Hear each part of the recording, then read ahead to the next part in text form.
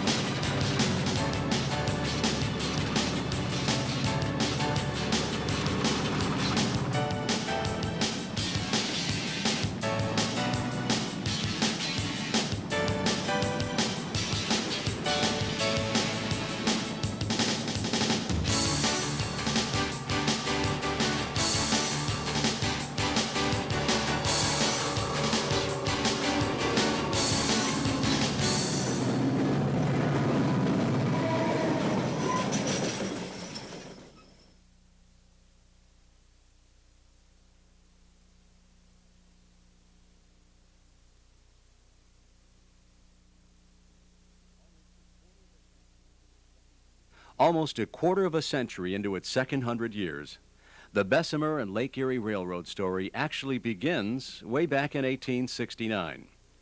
That was the same year that America's first transcontinental railroad was completed, when the Union Pacific and Central Pacific Railroads joined tracks at Promontory, Utah. The famed driving of the Golden Spike took place here on May 10, 1869.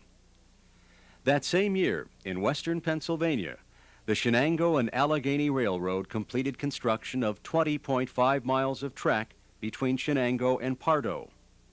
The purpose of this new line was to haul coal from the mine at Pardo to Shenango, where it would be transferred to other existing railroads and the Erie Extension Canal. The Shenango and Allegheny Railroad was actually incorporated 4 years earlier, in March of 1865, as the Bear Creek Railroad. However, the name was changed before actual construction began. Thus, the year 1869 is considered by most as the starting point of the Bessemer story. As the area served by the Shenango and Allegheny Railroad grew, so too did the new railroad. Branch lines and extensions pushed east to Hilliard's, north to Greenville, and south to Butler. Then, in 1892, the railroad was extended northwest to the port city of Conneaut, Ohio, and in 1893 reached the thriving city of Erie. The fast-growing railroad was a relatively latecomer among railroads serving northwest Pennsylvania, but with its northern terminus at Lake Erie and its southern terminus at Butler, it soon developed into an established coal and ore carrier. But success and rapid growth sometimes has its price, and such was the case with the Shenango and Allegheny. In 1897, after almost 4 years of receivership, the railroad went up for public sale when it was unable to pay off its obligations. A new company, the Pittsburgh, Shenango, and Lake Erie Railroad, took over the Shenango and Allegheny on April 19, 1897. The line was sometimes referred to as the Peasley, a nickname coming from the rapid enunciation of its initials, PSLE. The line was also known as the Shenango or Shenango Route, after its predecessor. Some 40 miles south of Butler was the great iron and steel center of Pittsburgh, Pennsylvania. Prior to the Civil War, Pittsburgh was already a large iron-producing center. This was due primarily because of an abundance of good coking coal in that region. But it was the introduction of the Bessemer process after 1865 that brought about Pittsburgh's dominance as a steel-making center. The Bessemer process required phosphorus-free iron ore, and at that time it was only available in large quantities in Michigan's Upper Peninsula. This ore was brought by boat from Lake Superior to Lake Erie ports and transferred to rail cars for shipment to the mills.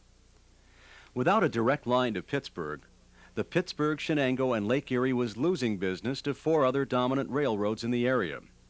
These were the Pennsylvania, New York Central, Baltimore and Ohio, and Erie.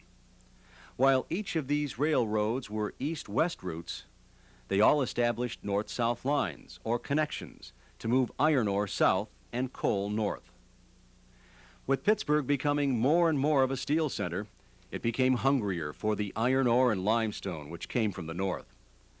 The Shenango and Allegheny had always had ambitious plans to extend their line south to Pittsburgh. However, it would be very costly to do so, and they never had the funds available to proceed with construction. Enter Andrew Carnegie and the Carnegie Steel Company. Carnegie always wanted his steel company to have complete control of a railroad operating from Lake Erie to Pittsburgh. He already controlled the supply of Upper Lakes iron ore, owned a railroad to bring it to a Lake Superior port, had vessels to transport the ore to Lake Erie ports, and owned coal mines and a terminal railroad serving the Pittsburgh mills.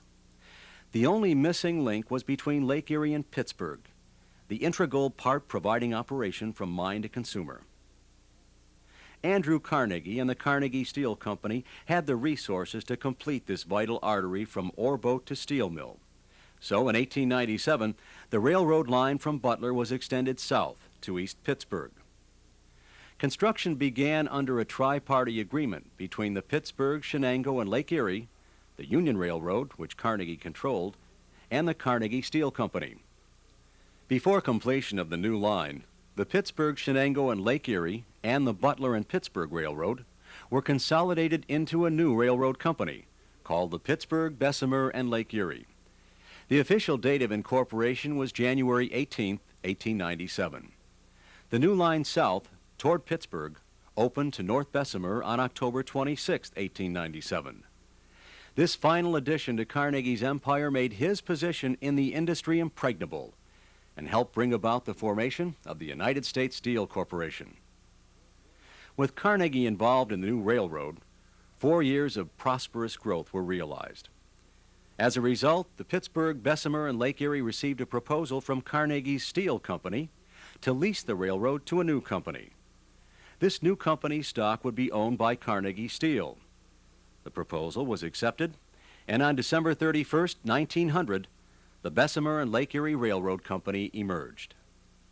The Bessemer and Lake Erie's charter called for the construction of a new railroad line, which would change the old Pittsburgh, Bessemer, and Lake Erie's route and grade. This new railroad would leave the PB and LE near Crema Station and run to a connection with the Lakeshore and Michigan Southern Line north of Greenville, Pennsylvania. This line would later be called the KO Line. The new Bessemer and Lake Erie then leased the Pittsburgh Bessemer and Lake Erie, again under the three-way agreement with Carnegie Steel Company and the Union Railroad. This lease was for 999 years. The Bessemer and Lake Erie assumed all operations and maintenance of the former Pittsburgh, Bessemer, and Lake Erie, and of the Peasley's leased line, the Meadville, Conneaut Lake, and Linesville Railroad. The B&LE also took over the trackage rights agreement with the Nickel Plate from Wallace Junction into Erie, held by PB&LE. Payment for use of this new line was made in the form of stated annual dividends, to be paid on the railroad's preferred and common stock. These arrangements were not altered when the United States Steel Corporation was formed in 1901, buying out Carnegie's interests. At this time, the Bessemer and Lake Erie became a subsidiary of United States Steel and remained under that umbrella until 1988. In December of that year, Transtar Incorporated, a newly formed company, purchased the transportation businesses of USX Corporation, a post-United States Steel company. Headquartered in Monroeville, Pennsylvania, Transtar's business encompasses operations of all previous USX transportation units, including the corporation's railroad subsidiaries. The railroad subsidiaries are the Bessemer and Lake Erie Railroad, Birmingham Southern, Duluth, Mesabi and Iron Range, Elgin, Joliet and Eastern, the Lake Terminal Railroad, Union Railroad, and the McKeesport Connecting Railroad. Other former USX transportation units involved include the Warrior and Gulf Navigation Company, the Pittsburgh and Conneaut Dock Company, and the USS Great Lakes Fleet. While each of these companies comes under the management arm of Transtar, they all have retained their pre-Transtar names, including the Bessemer and Lake Erie Railroad Company, and operate as individual concerns.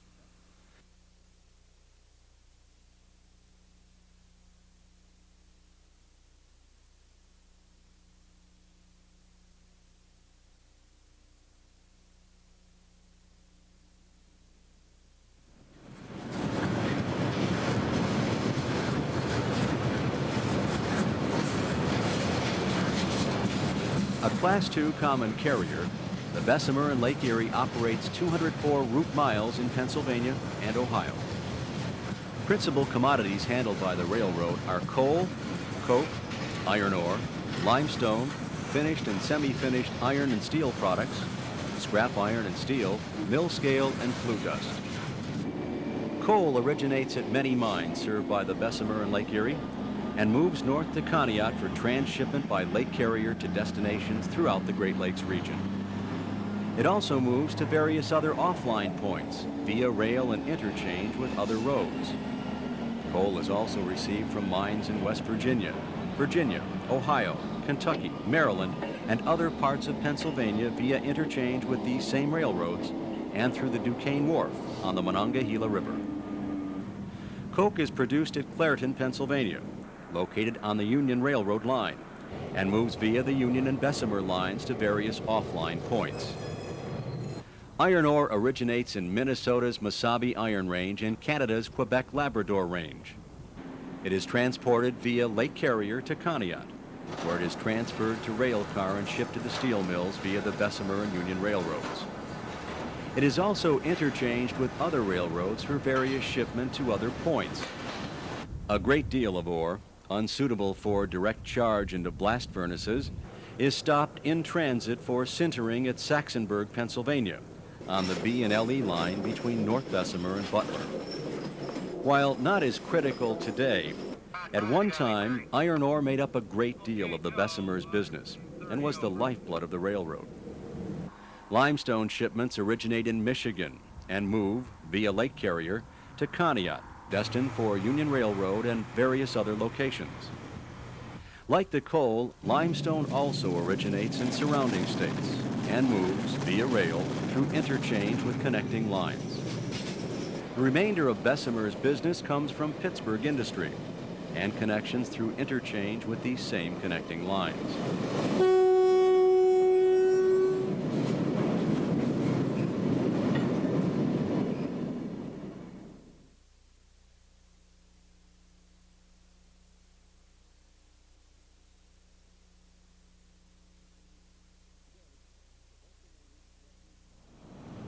Today, the Bessemer route stretches from the Lake Erie port city of Conneaut, Ohio, to the railroad's southern terminus at North Bessemer, Pennsylvania. Here, it connects with the Union Railroad, which once served the mighty blast furnaces and steel mills of the Monongahela River Valley. While the Union still serves this same area, much of Pittsburgh's steel industry has dried up, lost to foreign competition and interests. However, the interchange between the Bessemer and Union Railroads still remains a vital connection on the south end of the line. The Bessemer and Lake Erie Railroad line is unique in that it is the only Lake Erie to Pittsburgh railroad not owned by a major east-west line railroad company. It has a very direct route with a good grade, even though it operates through less suitable terrain than many of its competitors. A straight line drawn from the Bessemer's northern terminus at Conneaut to its southern end at North Bessemer would yield an existing route that never wanders more than 8 miles at any one point from that line. North of Butler, the railroad was laid out relying on existing waterways. The Erie Canal ultimately determined the route north of Greenville. The railroad line is located on an abandoned canal towpath, which owed its existence to efforts of Pennsylvania to establish a competing canal system with that of the Erie. South of Butler, the line was laid out as straight as possible by design. Topography and natural resources in the region dictated the location and profile of many railroad lines, and the Bessemer's route was no exception. The area through which the line passes is mostly hilly and travels through an area that is underlaid with bituminous coal. The region's soil is only somewhat fertile, thus accounting for its slight population. From the mines of Pennsylvania flows a steady stream of coal north toward waiting vessels at Lake Erie ports, and from these same vessels flows an abundance of iron ore and limestone south, thus creating a favorable balance of traffic for the B&LE. In addition to its main line of 144 miles, the Bessemer operates 3 Paramount branch lines. The Erie branch, which leaves the main line at Albion, serves a number of industries and interchanges with the Norfolk Southern at Wallace Junction in Erie, Pennsylvania, and with Conrail at Erie. Trackage rights over the Norfolk Southern, formerly the N&W and Nickel Plate, were secured under an agreement dating back to June 19, 1891. This saved the building of an additional 12 miles of track and provided the B&LE access to Erie from Wallace Junction. Over the years, this agreement has been revised several times and is still in effect today. The Hilliards branch, which diverges at Branchton, serves a variety of on-line industries and coal mines along its route. Branchton was probably named so because of the number of railroad lines that branched off there. At one time, large tonnages of middle Katanning coal were removed from this area. However, today, nearly all the coal mines served by the Shenango and Allegheny have been worked out, and the rails leading to them have long disappeared. The third branch line operated by the Bessemer and Lake Erie is the former Western Allegheny Railroad, now referred to as the Bessemer's Western Allegheny Division. This line extends from the main line at Queen Junction east to Dewey, Pennsylvania, and originates coal traffic for the railroad. The Bessemer and Lake Erie has owned and operated this branch since December 31, 1967.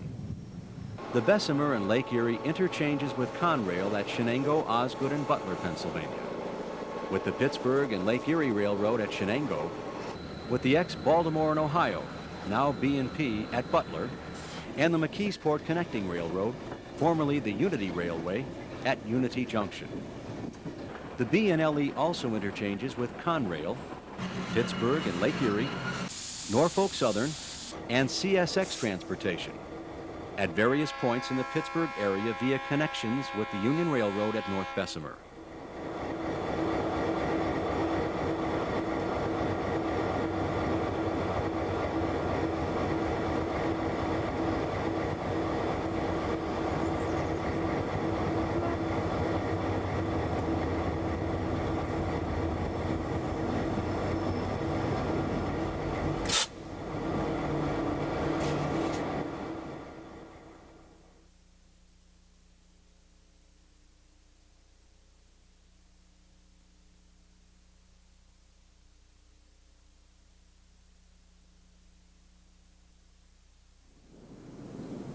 Important to any railroad are its shop facilities, used to maintain and repair cars, locomotives, and maintenance of way equipment, plus various other tools and materials needed to keep the trains moving.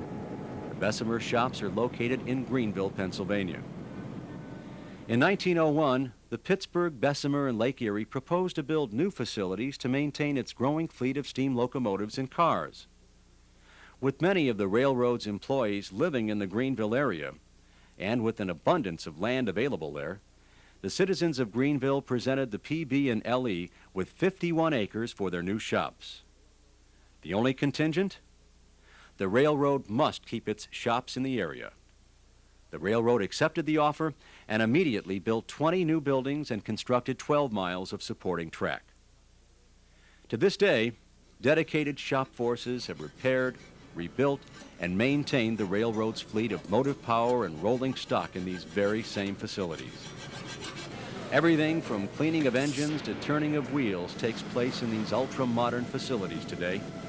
Round the clock, day in and day out, these shop forces keep the railroad moving. A brotherhood of sharp-witted employees, smoothing the flow of trains across the line.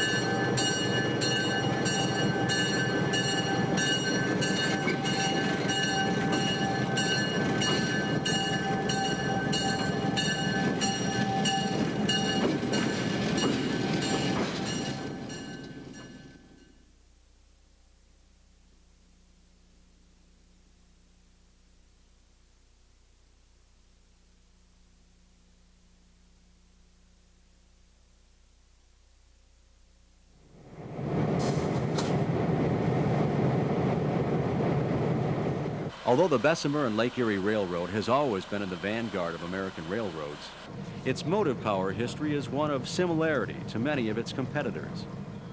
Steam was the power of choice for the first 83 years, and during that time, the B&LE and its predecessors acquired a grand total of 279 iron steeds. These belching behemoths ranged in size from an 040 second-hand switcher to the railroad's largest titan of the rails, the 210-4 Texas type.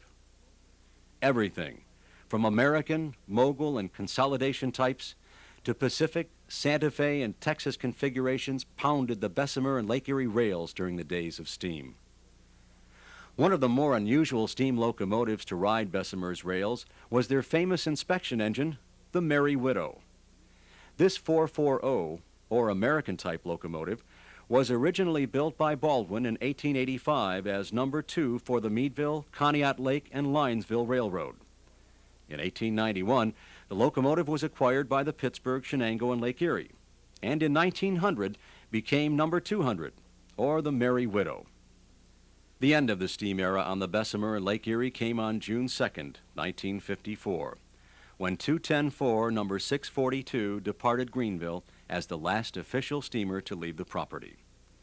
Although the railroad retained Bessemer 280 number 154 and 210-4 number 643, and later DM and IR 010-2 number 602 in their Greenville roundhouse for historic preservation, another chapter in the Bessemer's history had come to an end. Today, number 154 is nearing completion of restoration efforts and eventual operation on the Greenfield Village Railroad in Dearborn, Michigan.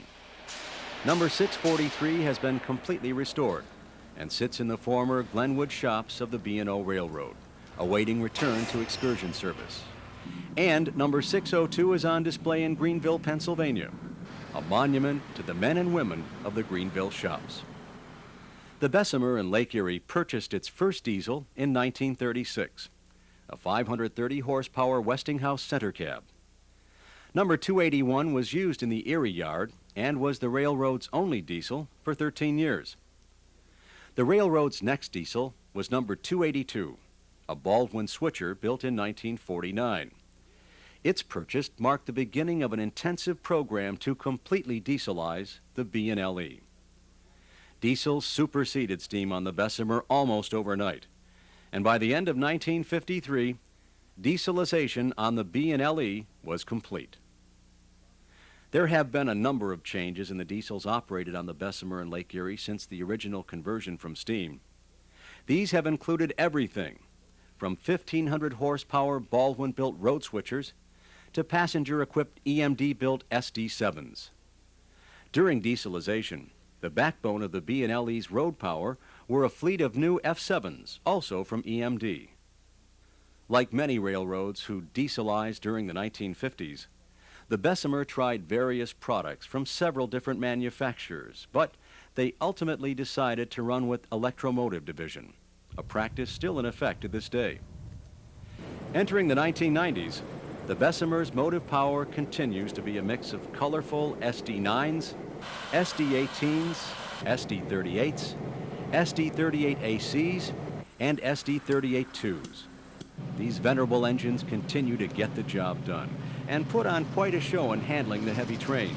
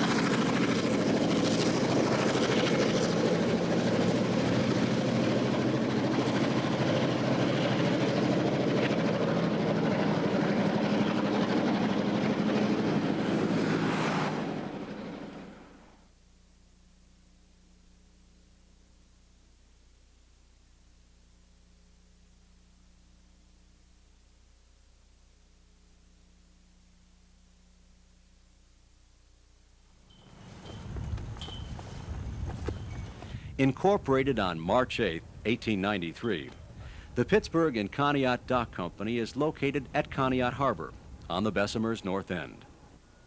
Construction of Conneaut's first ore dock was completed at the harbor in 1892.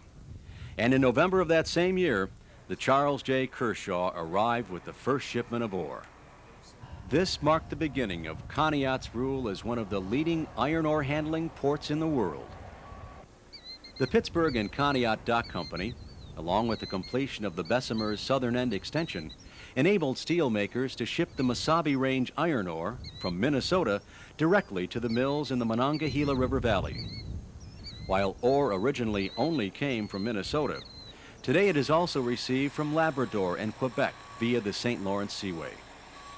Like the railroad, the history of the dock is the history of steel.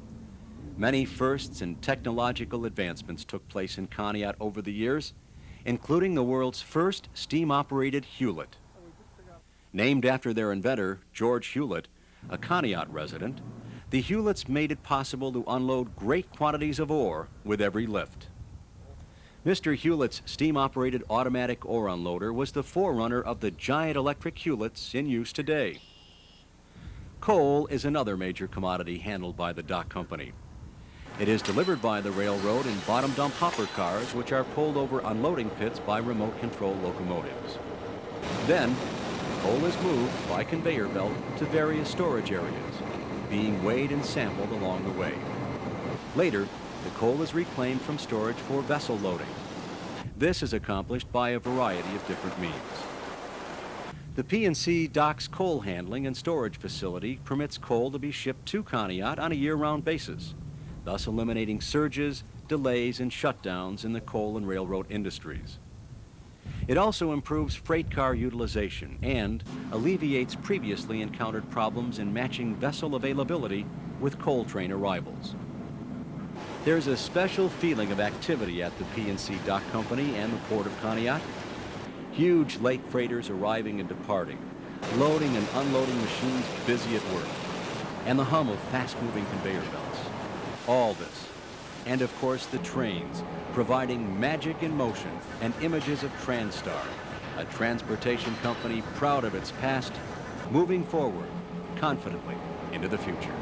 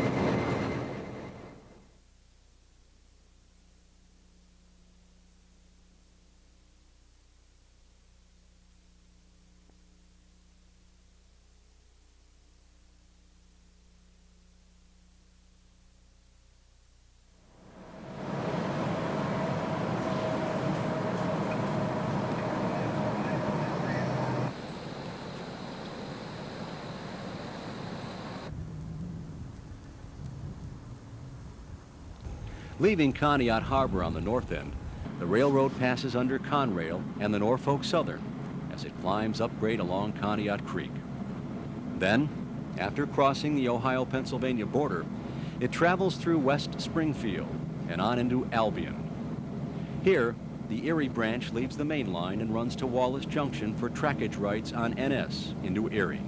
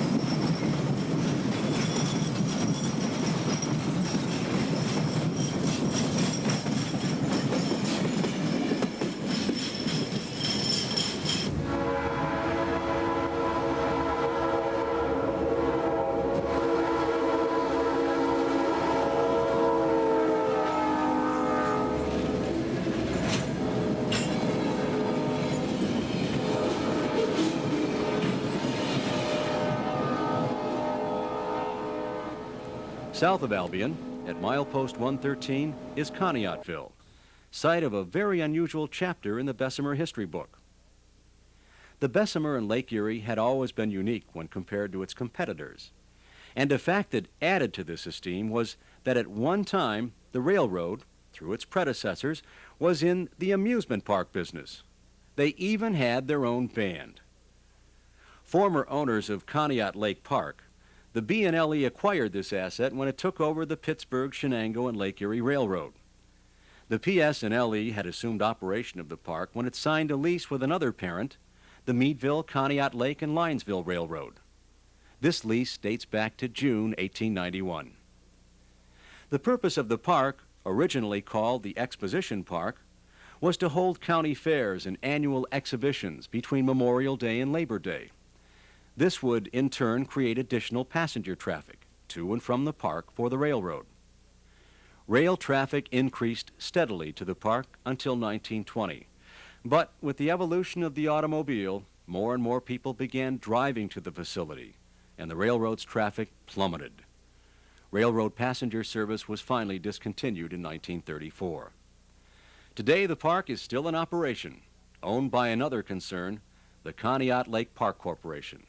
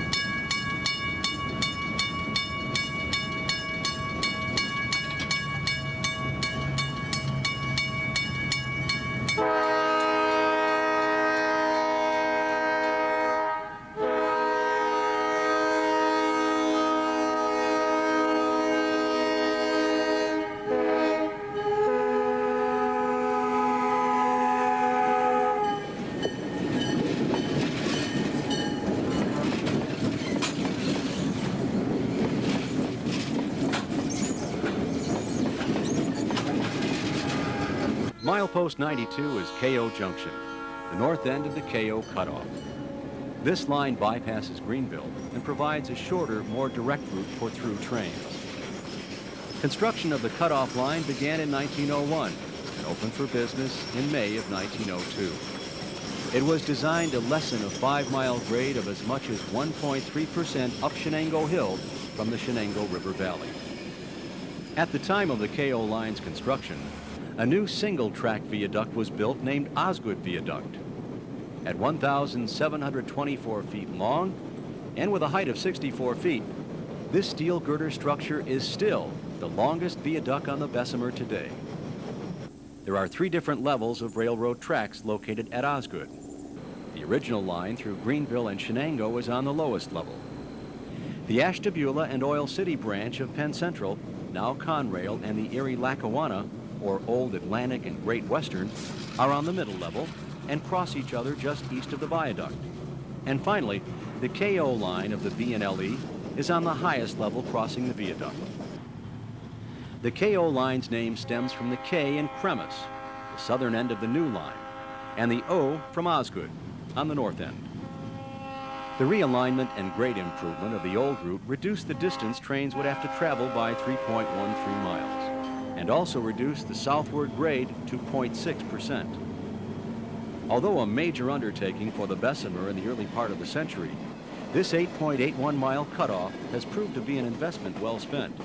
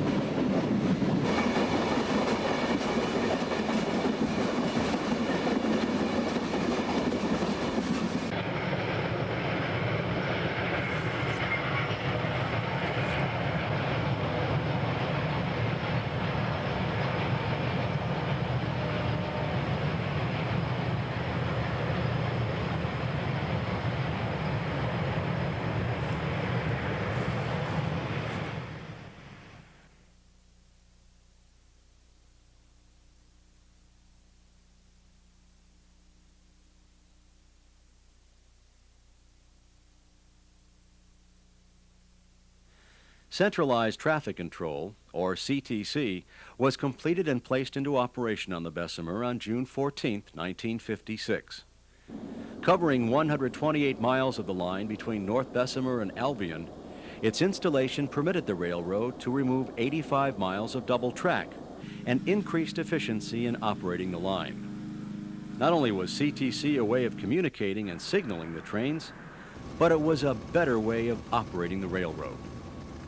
From a central control board, a chief train dispatcher could operate all signals and switches, thus controlling the operation of all trains from a single point. Written train orders and operators up and down the line were no longer needed, and many interlocking plants and most telegraph offices were eliminated. Until recently, the central control board for the Bessemer's CTC system was located in Greenville, Pennsylvania. Today, however, in an effort to modernize and consolidate operations, the Bessemer and Lake Erie is dispatched from the Union Railroad's Train Dispatching Center in Duquesne, Pennsylvania. While the Greenville Control Board is no longer used to handle train movements, it is still temporarily tied into the Bessemer's CTC system. Richard Stanley, Assistant Train Master and Supervisor of Train and Engine Crews, walks us down the line via the old board. Changing any of the switches or signals, I would not be able to do that from here. Our railroad begins at North Bessemer, indicated by XB here, which in our rule book is a station, letters for North Bessemer. In this location south of here is North Bessemer Yard, where we interchange with the Union Railroad, switching terminal railroad in Pittsburgh. Out of North Bessemer Yard, we have twin tracks, track 100 and 200. On the course of the traffic pattern on the Bessemer, you'll see double tracks like this. This is always 100, this is always 200. From North Bessemer, we head north to an area called East Oakmont, across the Allegheny River Bridge which you may be familiar with as you cross the turnpike. You see it to your left going south. Going north through the Deer Creek area, Comerville area, up to Saxonburg, where at one time we served the Saxonburg sintering plant, which is no longer active. And from Saxonburg to Butler Yard, where activity remains fairly heavy. We interchange with the B&P Railroad with our coal business at Butler. Leaving Butler, we come up to the area, Jamesonville and Sherwin, where our Western Allegheny branch takes off at Queen Junction. North of this area, we come into Branchton, where we have Branchton Yard, and we serve a couple of places at Branchton, and also have a branch, the Hilliard's branch, that takes off from Branchton area. Up through an area here called Grove City. North of Grove City is our filer area, to Cremis and KY. And by either going the low line or the high line to KO Junction, we can either go down through Greenville or bypass Greenville on the KO line. The XN interlocking here is where we cross at grade with Conrail, just south of Shenango Yard. We come into Shenango Yard through the Greenville area, where our transportation and MOV and MOW headquarters are in Greenville right now, where we are standing. Through Greenville, still on what we call the old line, and here we meet at KO Junction with the KO line that has bypassed Greenville, either northward or south. North of KO area, we come into an area called Meadville Junction, where we have a set of twin tracks, 100 and 200. We leave Meadville Junction and Dixonburg and into Albion Yard. Albion Yard is a point where CTC system stops. From that point, we operate with what we call a staff system for the crews to either go to Conneaut, Ohio, to the PNC Dock Company, or to Wallace Junction and Erie through the Erie branch. And of course, at Wallace Junction, we get trackage rights over the N&W, Norfolk Southern, to work Erie Yard and interchange with, again, the Norfolk Southern at Erie or the Conrail at Erie.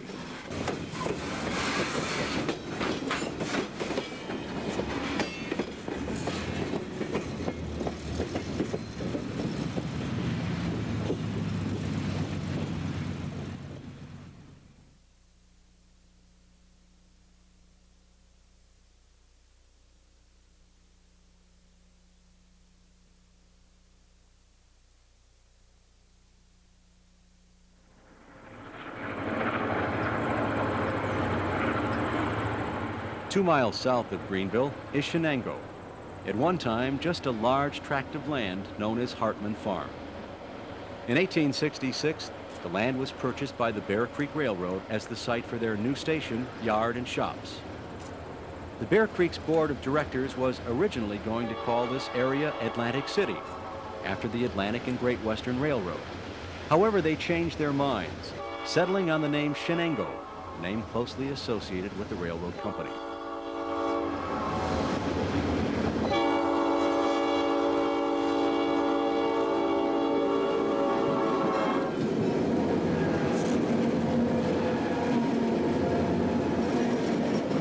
At milepost 81 is Cremis. This is the point south of Greenville where the KO line rejoins the original route. The name Cremis evolves from an agreement back in 1864 between John Cremis and the Atlantic and Great Western Railroad, a B&LE predecessor. The A&GW had plans to build a new branch line across the Cremis farm in the township of Delaware in Mercer County. Details were worked out, and on May 26, the deal was signed. The new branch line was run from west of Greenville to the eastern boundary of Mercer County. The action of the A&GW Cremis agreement resulted in another B&LE predecessor's incorporation almost a year later, the Bear Creek Railroad.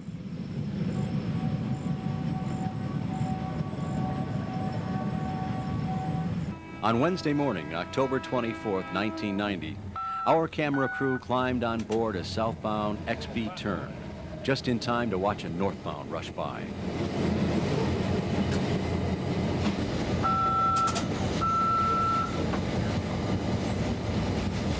Once the northbound clears, the XB Tern crew is given the dwarf signal, and our engineer notches them up and proceeds south.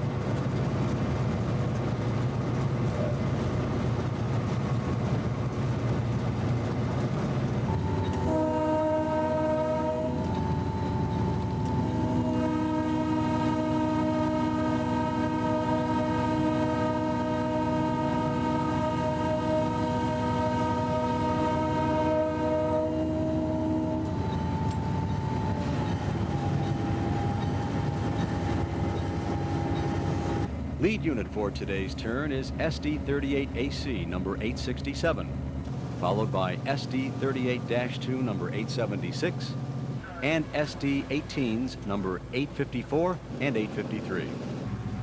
Before the dispatching center in Duquesne, or what is commonly referred to as DX, all southbound trains from Greenville would call XB Tower at North Bessemer for yarding instructions.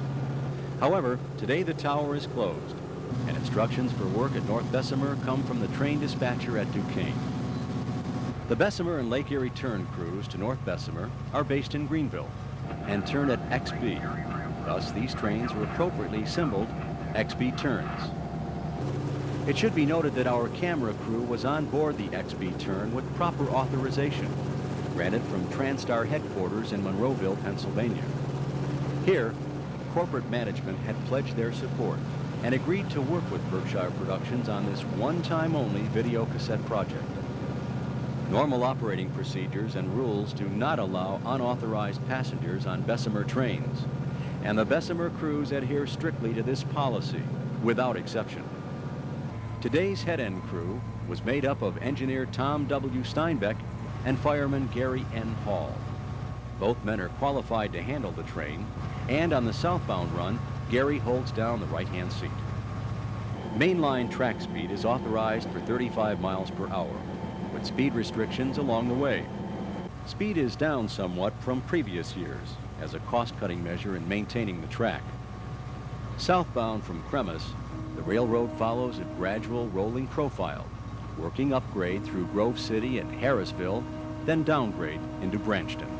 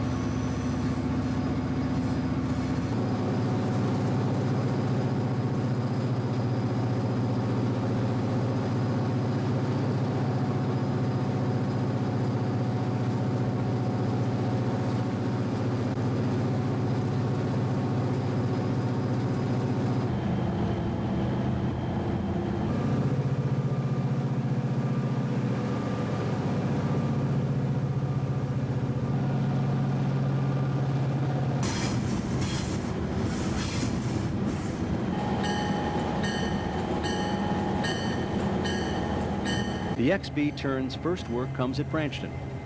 Here, Our crew sets out 40 loads before proceeding south to Butler and the turn's next work.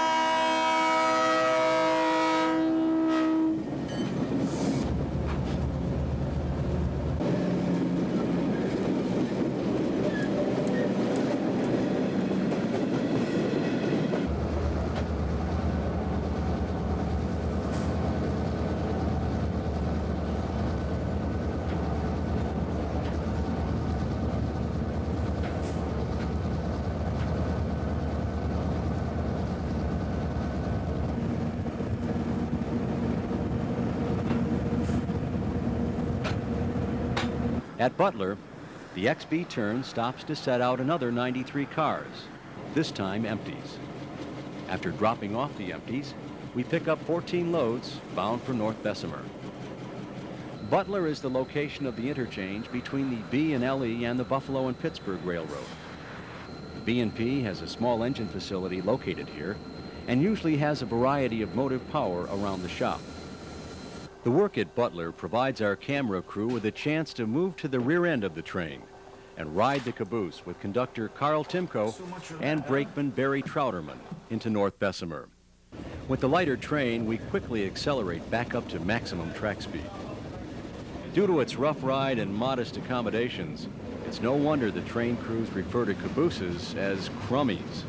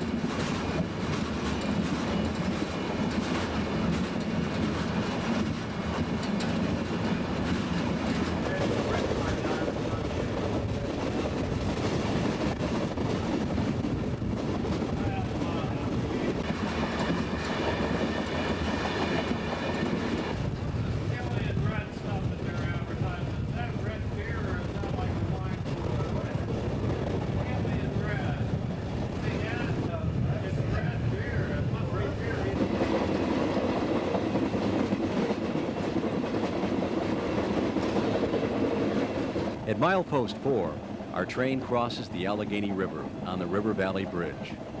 This bridge was originally constructed by Andrew Carnegie's Keystone Bridge Works during construction of the south end in 1896 and 1897. The original bridge was single track, measured 3,438 feet long, and was 160 feet above the river. It was designed for E45 loading, or 45,000 pounds wheel loading, and had a 0.6% grade ascending southward. The original bridge was replaced in 1918 by a level 2,327-foot double-track span designed for E75 loading. Bridge length was shortened due to a massive fill constructed at the north end of the bridge. This beautiful landmark shadows the parallel Pennsylvania Turnpike Bridge, constructed in the 1950s, and is the subject of many rail enthusiasts' photographs today.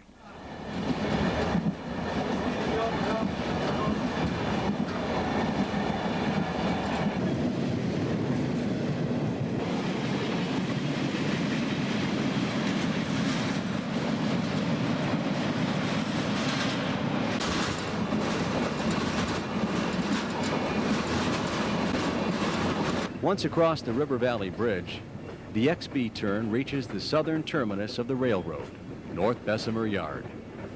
This yard was built under the Carnegie regime in 1896 and 1897 and was named after a point in Allegheny County where the line terminated. It was operated by the Bessemer until 1906, when it was leased to its sister road, the Union Railroad. Then in 1952, the Bessemer actually sold North Bessemer Yard to the Union. The two railroads still interchange tonnage at North Bessemer, and B&LE northbounds are still made up here. However, no locomotives are serviced or stored at North Bessemer, and the engine facility, once located here, was closed in 1984. But even today, there's a certain mystique in the air, and North Bessemer remains one of those legendary railroad haunts. After dropping off our southbound train, the XB turn's motive power runs around the freight and backs down to pick up the caboose. Then, it's through the yard for a northbound cut and return to Greenville later that night. Bessemer 867 now clear North Bessemer Yard. Derail to restore and over. Understand, Carl. Clear North Bessemer Yard. Union clear. You'll meet the line running. I told you they can see it. Move. ABG 21 South Clearsville. We want to see Rosie.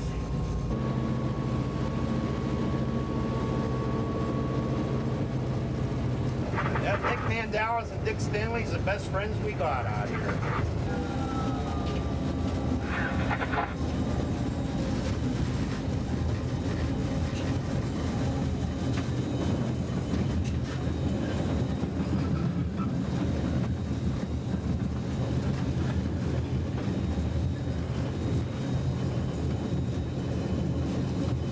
On the return run, engineer Tom Steinbeck takes control of SD-18, number 853, now on the point of 87 loads of coal for our northbound run.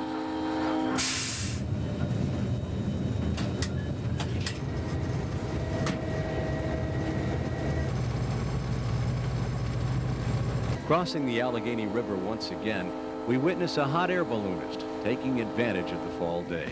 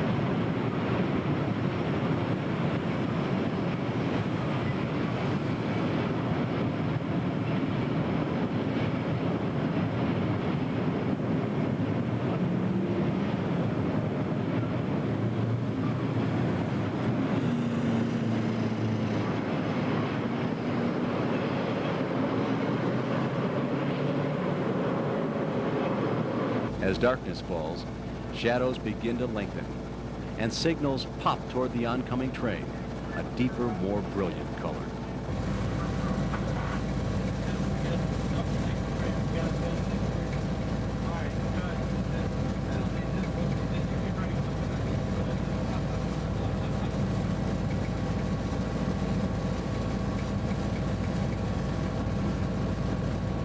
Okay.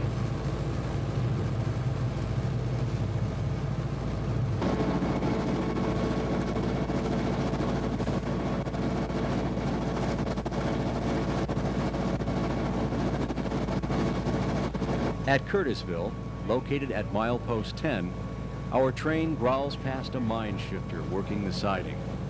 This is one of many opposing trains we will meet in the fall darkness.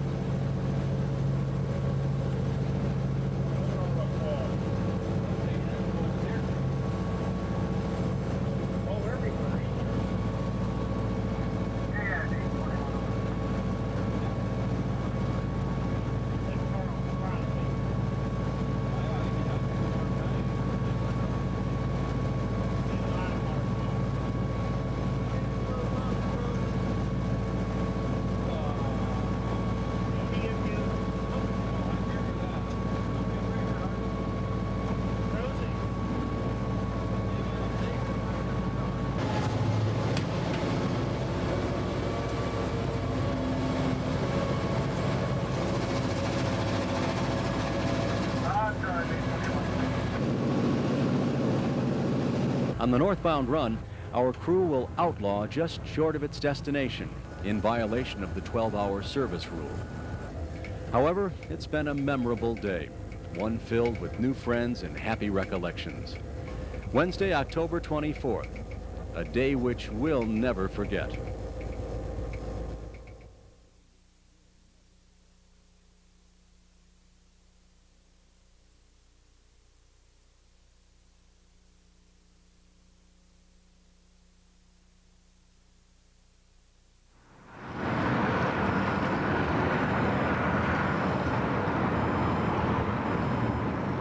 On Thursday, October 25th, 1991, we arrived at the north end of the River Valley Bridge just in time to catch another XB turn heading north for Greenville.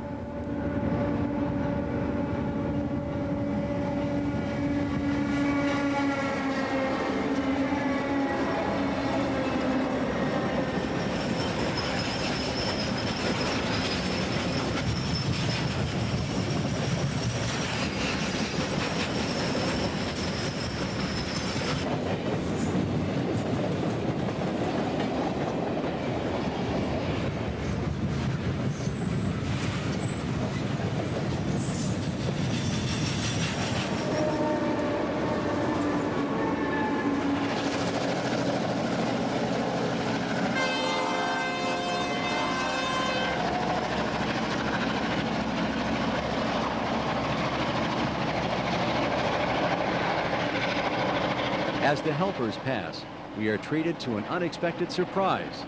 The helper crew is the same one as the previous day's XB turn, now rested and at it again. Later that afternoon, we positioned our camera at the summit of Euclid Cut. Located at milepost 45, this cut has a grade approaching its crown in both directions, but the longest and steepest grade is northbound at 0.75%. The cut is 6,700 feet long and has a maximum depth of 60 feet.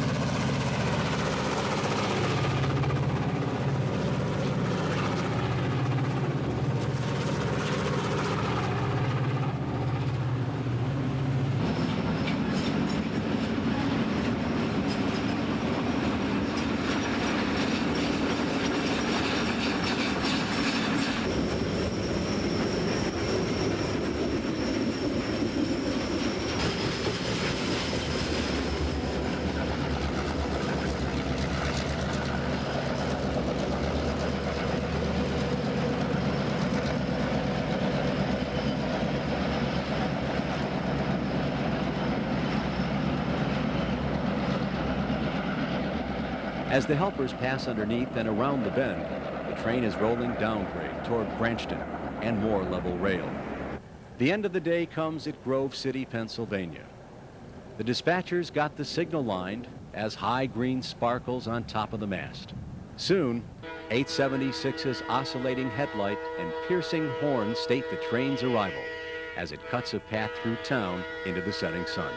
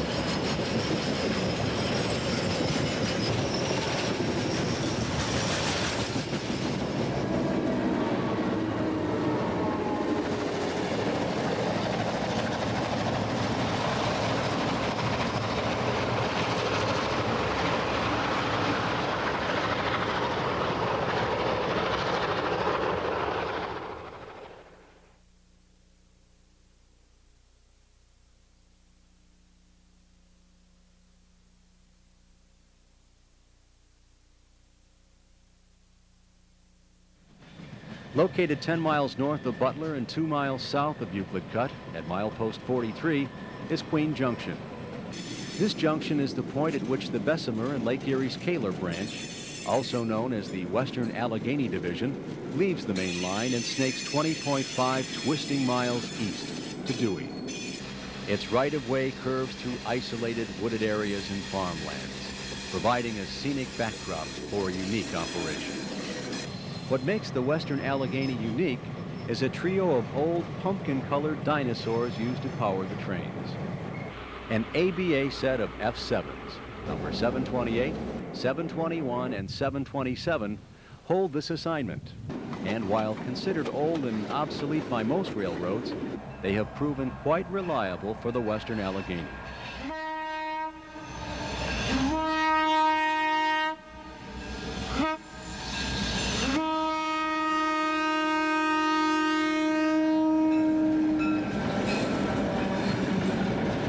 Based at a small servicing facility in Kaler, the covered wagons are not tired and worn-out relics.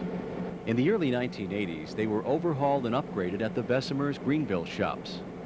Here they received new electrical gear and 645 power assemblies installed in their old 567 engines. Although still rated at 1,500 horsepower internally, the rebuilt units are very much like GP38s.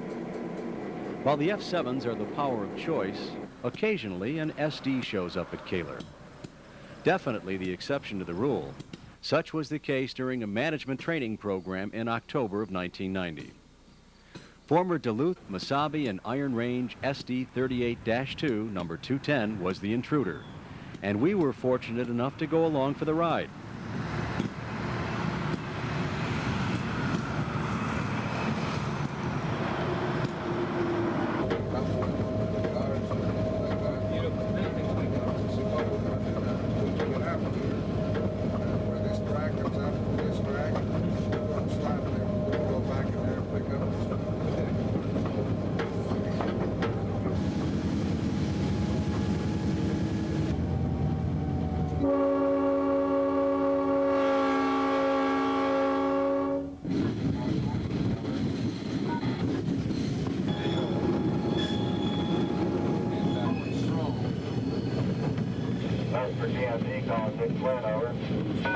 On the return run to Kaler, the training special crosses this high-level steel bridge near Hooker, Pennsylvania. The bridge was built, along with the rest of the railroad, in 1902 through 1904.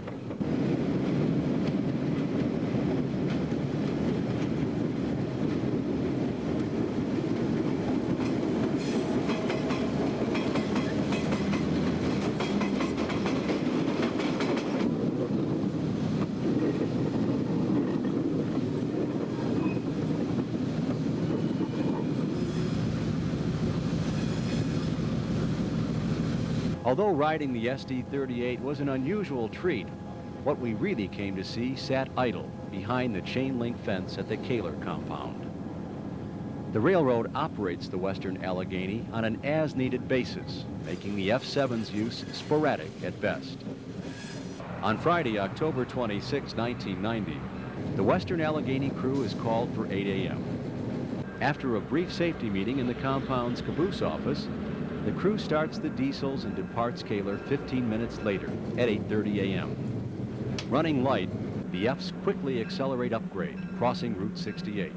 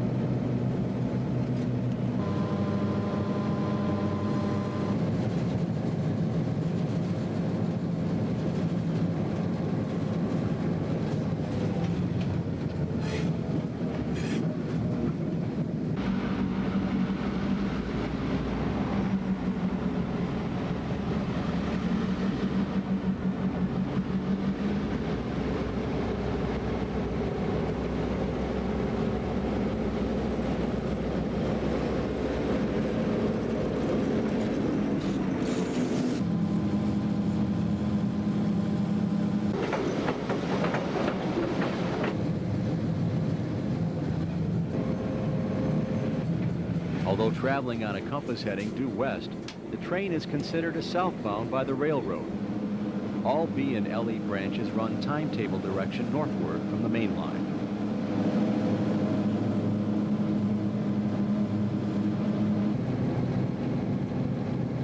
Passing through Liggett Siding, the train is running at a modest 15 miles per hour. This is standard procedure for loaded southbound trains, while northbounds with empties or light engine moves tend to be a bit quicker.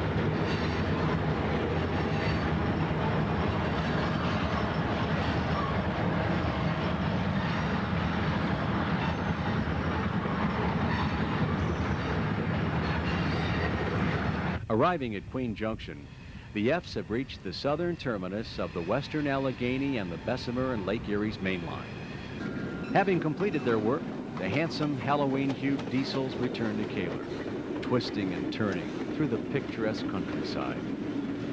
Returning to their home behind the fence, the perfect ABA road set ties down at Kaler at 1 p.m. Just 4.5 short hours after going to work, the Western Allegheny crew was going home. Soon, the compound would be quiet and deserted, and again at the mercy of the mines. We had visited Kaler on many previous occasions, only to find the Fs cold and motionless. We always left Kaler disappointed. But this time, with a little help from management, we came, we saw, we conquered. Founded by men with vision, the Bessemer and Lake Erie is a curious mix of big-time and short-line railroad action. With a no-nonsense approach and attention given to detail, the Bessemer and Lake Erie has grown and prospered. The Bessemer and Lake Erie Railroad, a progressive company riding confidently into the future.